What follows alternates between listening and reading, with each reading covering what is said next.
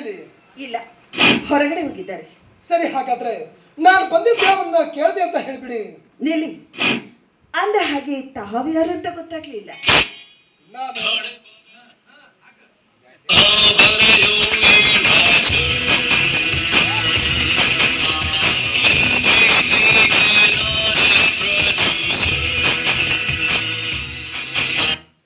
ಅಪ್ಪ ಬಿತ್ತಿದ ಬೀಜದಿಂದ ಅವ್ವನ ಗರ್ಭದಲ್ಲಿ ಮೊಳಕೆ ಹೊಡೆದು ಹೊರ ಬಂದ ಶಿಶು ನಾನು. ಕಾಲದ ಲೋಕದತ್ತ ಪಯಣ ಬೆಳೆಸುತ್ತಿದ್ದ ನನಗೆ ನಡುವೆ ಸಿಹಿ ನೀರಿನ ಬಾವಿ ಒಂದನ್ನ ಕಂಡೆ. ಬಾಯಾರಿಕೆಯಿಂದ ದಾಹ ತೀರಿಸಿಕೊಳ್ಳಲು ಬಂದಿರುವ ನನಗೆ ಗಂಗಾಧರ್ ಅಂತಾರೆ. ನಾನು ಇದೇ ಊರಿನ ಭೂ ಅಭಿವೃದ್ಧಿ ಬ್ಯಾಂಕ್ ಮ್ಯಾನೇಜರ್. ಬರಡು ಭೂಮಿಗಳಿಗೆ ಅದಕ್ಕೆ ತಕ್ಕ ಬೆಲೆ ಕಟ್ಟುವುದೇ ನನ್ನ ಧ್ಯೇಯ. ನಮಸ್ಕಾರ. ನಮಸ್ಕಾರ. ಕೂತ್ಕೊಳ್ಳಿ.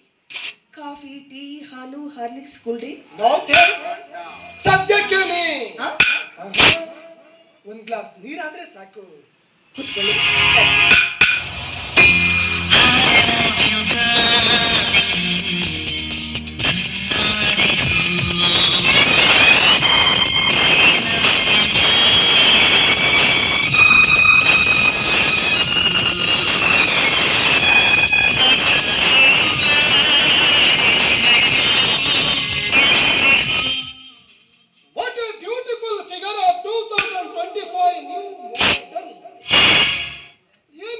ಹಂಸದಂಥ ನಡಿಗೆ, ಹವಳದಂಥ ತುಟಿಗಳು, ಕೆಂಗುಲಾಬಿಯನ್ನು ನಾಚಿಸುವಂತಹ ಕೆನ್ನೆಗಳು. ಇವಳನ್ನ ನೋಡುವ ಪ್ರತಿಯೊಬ್ಬ ಮನುಷ್ಯನಿಗೂ ಇವಳನ್ನ ತಪ್ಪಿ ಮುತ್ತಿಡಬೇಕು ಎಂಬ ಆಸೆ ಆಗೋಬೇಕು. ಖಂಡಿತ.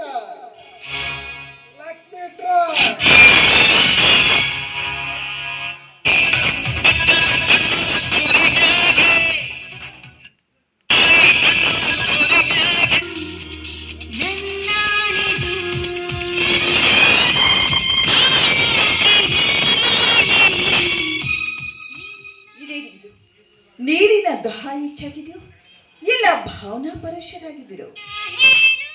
ನೀರು ಇಲ್ಲಿದೆ. ಸಾರಿ, ಜಂಬು ಚಿಕ್ಕದು, ಕೈ ದೊಡ್ಡದು, ಹೇಗಾಗಿ ಮಿಸ್ಟೇಕ್ ಆಯ್ತು. ನೀವು ನನ್ನ ಬಗ್ಗೆ ತಪ್ಪಾಗಿ ಭಾವಿಸಬೇಡಿ. ನಾನಂಥವನಲ್ಲ.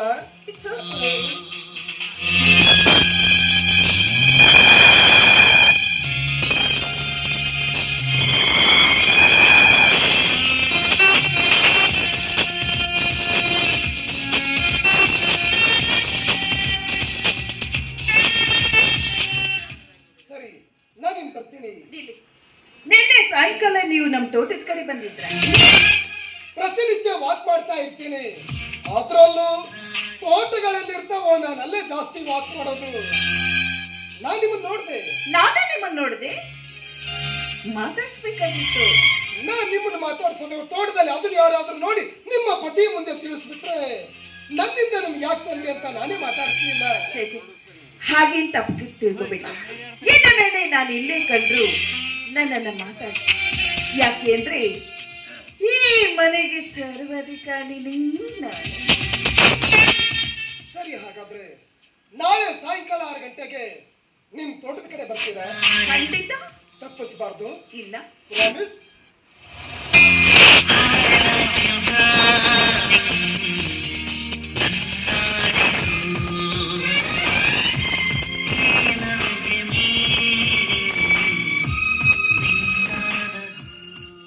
अबयो लड़की, फल तोड़ो फूल तोड़ो, फल तोड़ो फूल तोड़ो, मगर किसी का दिल मत न तोड़ो.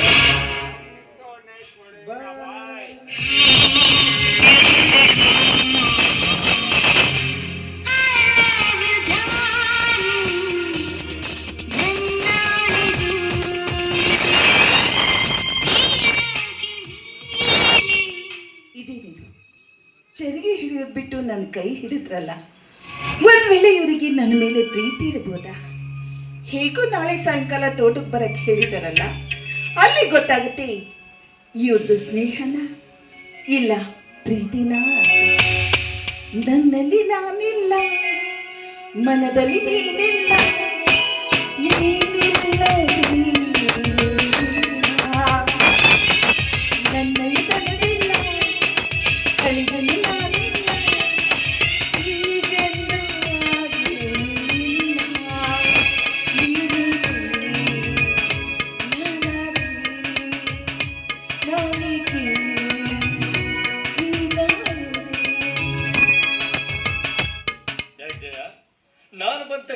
ಹಾಡೋದನ್ನೇ ನಿಲ್ಲಿಸ್ಬಿಟ್ಟು ನಿನ್ನ ಹಾಡು ನಾನು ಕೇಳಬಾರ್ದಾ? ಹಾಗೇನಿಲ್ಲ, ಮನಸ್ಸಿಗೆ ಬೇಸರವಾಗಿತ್ತು, ಅದಕ್ಕೆ ಹಾಡ್ತಾ ಇದ್ದೆ. ಮನಸ್ಸಿಗೆ ಬೇಸರ? ಅದು ಈ ಮನೆಯಲ್ಲಿ ಯಾರಿಂದ? ಉಣಲು ಉಡಲು ಯಾವುದಕ್ಕೂ ಕೊರತೆ ಇಲ್ಲ, ಆದ್ರೆ ಉಪದ್ರ ಮಾತ್ರ ಹೆಚ್ಚಾಗಿದೆ ರೀ. ಯಾರಿಂದ ಉಪದ್ರ ಆಗಿದೆ ನಿನಗೆ? ಯಾರಿಂದ? ನಿಮ್ಮ ಅತ್ತಿಗೆಯಿಂದ. ನನ್ನ ಅತ್ತಿಗೆ ಅಂದ್ರೆ ಸಾಕ್ಷಾತ್ ದೇವತೆ ಕಣೆ. ನನ್ನ ಅತ್ತಿಗೆ ನನ್ನನ್ನು ದತ್ತಕ ಮಗನನ್ನಾಗಿ ಮಾಡಿಕೊಂಡು ಇಡೀ ಊರಿಗೆ ಶ್ರೀಮಂತನನ್ನಾಗಿ ಮಾಡ್ತಾರೆ. ಅಂಥವಳಿಂದ ನಿನಗೆ ಬೇಸರ? ಅಂದ್ರೆ ನಿಮಗೆ ಆಸ್ತಿ ಕೊಡ್ಸಿದ್ದಾಳೆ ಅಂತ ನಾನು ಅವಳ ತೊತ್ತಾಗಿ ಬಾಳ್ಬೇಕಾ? ಮನೆಗೆ ಯಾರಾದ್ರೂ ನಿಮ್ಮನ್ನು ಕೇಳ್ಕೊಂಡು ಬಂದ್ರೆ ಅವ್ರ ಜೊತೆ ಪ್ರೀತಿಯಿಂದ 4 ಮಾತಾಡಿದ್ರೆ ಸಾಕು.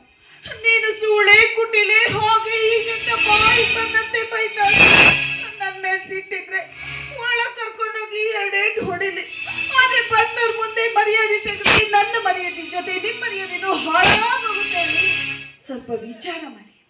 ನಾಳೆ ಈ ಆಸ್ತಿ ಮೇಲೆ ಸಾಲ ಮಾಡಿ ಈ ಊರ್ ಬಿಟ್ಟು ಹೋದ್ರು ಅಂದ್ರೆ ನಮ್ಗೆ ಹುಟ್ಟೋ ಮಕ್ಳ ಕೈಲಿ ಭಿಕ್ಷೆ ಪಾತ್ರೆ ಕೊಡ್ಬೇಕಾಗುತ್ತೆ. ಅದಕ್ಕೆ ಹಿರಿಯರೊಂದು ಮಾತು ಹೇಳಿದ್ದಾರೆ, ಮನೆಯ ಮುಂದೆ ಯಾವಾಗ್ಲೂ ಮಲ್ಲಿಗೆ ಬಳ್ಳಿನೇ ಹಬ್ಬಿಸ್ಬೇಕಿಲ್ಲ, ಜಾಲಿ ಗಿಡವನ್ನಲ್ಲ. ಸ್ವಲ್ಪ ನಮ್ಮ ಬಾಳ ಭವಿಷ್ಯದ ಬಗ್ಗೆ ವಿಚಾರ ಮಾಡಿ. ಎಲ್ಲಿ ಹೋಗಿದ್ದಾರೆ ಅವರು? ಬರ್ಲಿ, ನಾನೆಲ್ಲ ವಿಚಾರ ಮಾಡ್ತೀನಿ. ಒಂದು ಕಪ್ ಟೀ ಮಾಡ್ತೀಯಾ? ಟೀ ನರ? ನಿಮಗೆ ಟೀ ಏನ್ ರಜಾ? ಹೀಗೆ ನಾ ಹೇಳ್ದಂಗೆ ಹೇಳ್ತಿದ್ರೆ ಹಾರ್ಲಿಕ್ಸೇ ಮಾಡ್ಕೊಂಡ್ ಬರ್ತೀನಿ. ಯಾರು ನಂಬಬೇಕು, ಯಾರು ಬಿಡಬೇಕು ಒಂದು ಅರ್ಥ ಆಗ್ತಾ ಇಲ್ಲ. ಯಾಕೆ ಈ ರೀತಿ ಮಾಡ್ತಾ ಇದ್ದಾರೆ? ಅತ್ತಿಗೆ, ನಾನು ಕೇಳೋ ಪ್ರಶ್ನೆಗೆ ಉತ್ತರ ಕೊಟ್ಟು ಒಳಗಡೆ ಹೋಗಿ. ಪ್ರಶ್ನೆ ಈ ಆಸ್ತಿಗೆ ನಾನು ಒಡೆಯನೋ ಅಥವಾ ನಿನ್ನ ಗಂಡ ಒಡೆಯನೋ? ನೀ ಸುಮ್ಮನಿರೋಣ.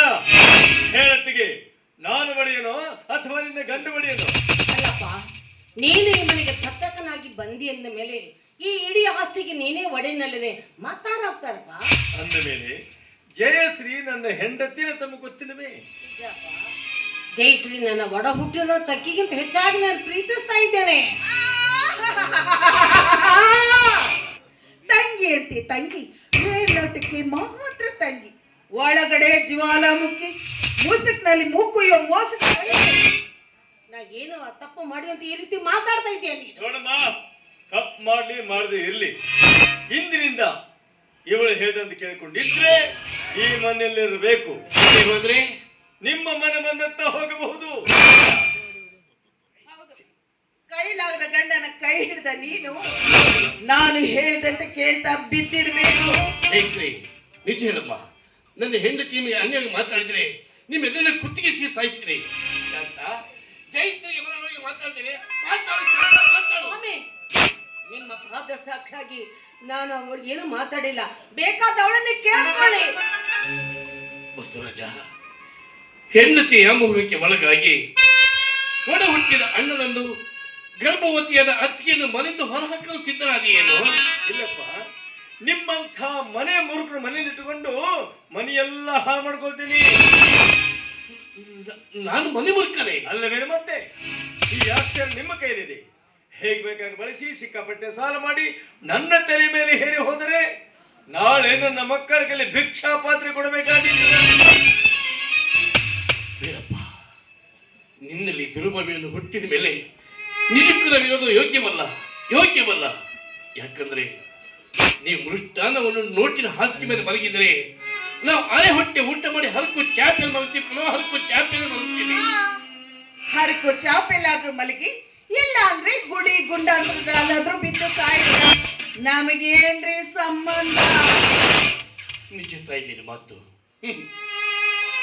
ಸಂಬಂಧ ಪಟ್ಟು ಮನೆ ಸುಮ್ಮನಿರುವಾಗ ಎಲ್ಲಿಂದಲೂ ಬಂದಳು ನಿನಗೆ ಹೇಗಮ್ಮ ಸಂಬಂಧ?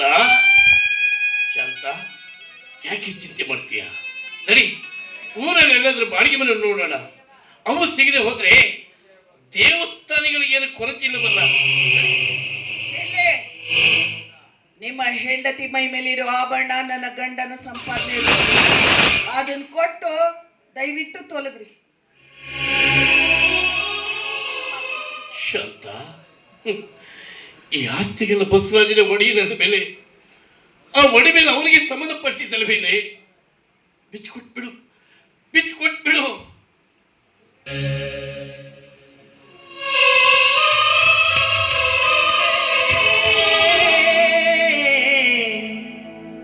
ಅಯ್ಯೋ ಒಡ ಹುಟ್ಟಿದವನೇ ಹಾಗೆಯಾದನೇ.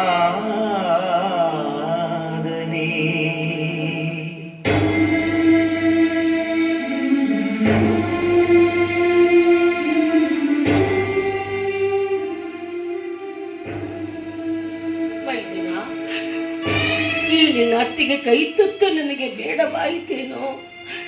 ನನ್ನ ಜೊತೆಗೆ ನಿನಗೆ ಮಾತಾಡೋದಕ್ಕೆ ಮನಸ್ಸಿಲ್ವೇನೋ?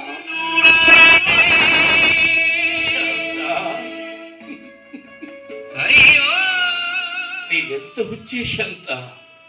ನೋಡು, ಮುತ್ತು ಕೊಡುವಳು ಬಂದಾಗ ತುತ್ತಿಟ್ಟವಳನ್ನು ಮರೆಯುವುದು ಸ್ವಾಭಾವಿಕ ಕಡೆ, ಸ್ವಾಭಾವಿಕ. ಇಂದಿಗೆ ಮುಗಿಯಿತು ಅಣ್ಣ ತಮ್ಮಂದಿರ ಋಣಾನ ಬಂಧನ, ಹರಿದು ಹೋಯಿತು ಪ್ರೇಮ ಸಾಗರ. ಇಂದಿಗೆ ಮುಗಿಯಿತು ಈ ಮನೆಯ ಪುಣ್ಯ. ಕಾಳು ಸರ್ಪದ ಹೆಣ್ಣು ಸರ್ಪ ಮನೆ ಮಾಡಿತು, ವಿಷಪೂರಿತು ಬಾಳಿಗೆ ನಂಜೀರಿತು. ಅನ್ನ ತಮ್ಮರರು ನಾನು ಬಂದ